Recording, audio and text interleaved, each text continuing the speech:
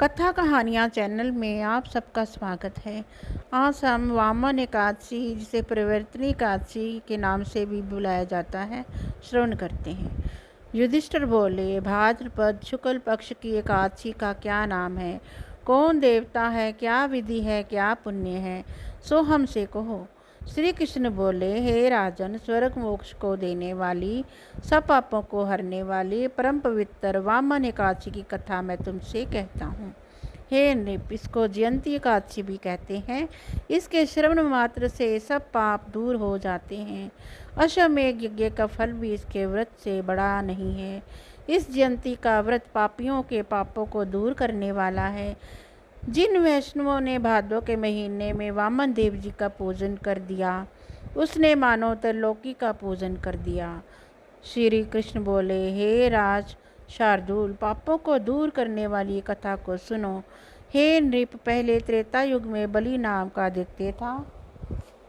वह भक्ति में तत्पर होकर नित्य प्रति मेरा पूजन करता था, परंतु उस महात्मा ने इंद्र से बैर करके मेरा दिया हुआ इंद्रलोक जीत लिया।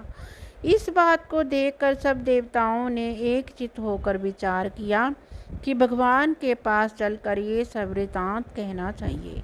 फिर देवता और ऋषियों को लेकर इंद्र प्रभु के पास गए, सुंदर वचनों से मेरी स्तुति की और देवताओं के साथ बृहस्पति जी ने मेरा अनेक बार पूजन किया। इसलिए मैंने 5वां अवतार वामन रूप से धारण किया। संपूर्ण ब्रह्मांड जिसमें स्थिर है, ऐसी उग्र रूप धारण किया। वामन ने सत्य में तत्पर राजा बलि को जीत लिया।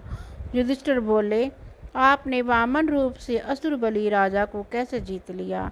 यह कथा विस्तार पूर्वक कहिए, मैं आपका भगत हूँ। श्री कृष्ण बोले, मैंने ब्रह्मचारी बालक का रूप धारण करके बलि राजा से प्रार्थना की कि मुझे 3 पैर भूमि दीजिए, वह मुझको 3 लोकों के समान होगी। हे राजन, यह दान मुझको देना चाहिए, इसमें कुछ विचार नहीं करना चाहिए। मेरे ऐसा कहने पर राजा ने 3 पैर भूमि दान कर दी। संकल्प करते ही त्रिविक्रम शरीर विशेष रूप से बढ़ने लगा। भूलोक में पैर फैला दिए, भूलोक में जांघ हो गई, स्वर्ग लोक में कमर, महलोक में पेट, जनलोक में हृदय और तपोलोक में कंठ पहुंचा दिया। सत्यलोक में सुख और उससे ऊपर शिर को स्थापित कर दिया। सूर्य चंद्रमा से लेकर ग्रह तारागण योग से सब आ गए।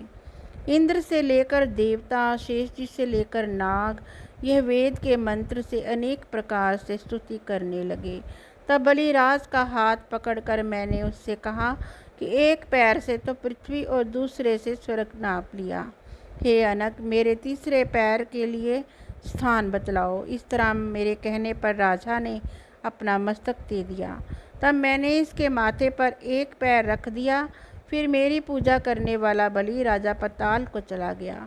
उसको नम्र देखकर मैं प्रसन्न हो गया और उससे कहा कि राजा, मैं सदा तुम्हारे समीप रहूँगा। मेरी एक मूर्ति बलि राजा के आश्रम में निवास करती है, दूसरी मूर्ति क्षीर सागर में शेष जी के ऊपर शयन करती है। जब कार्तिक एकादशी आती है तब भगवान वहाँ शयन करते हैं। इस बीच में जो पुण्य किया जाए वह सब पुण्यों से उत्तम होता है। जो मनुष्य पापों को हरने वाली इस कथा को सुनता है, उसको 1000 अश्वमेध यज्ञ का फल मिलता है।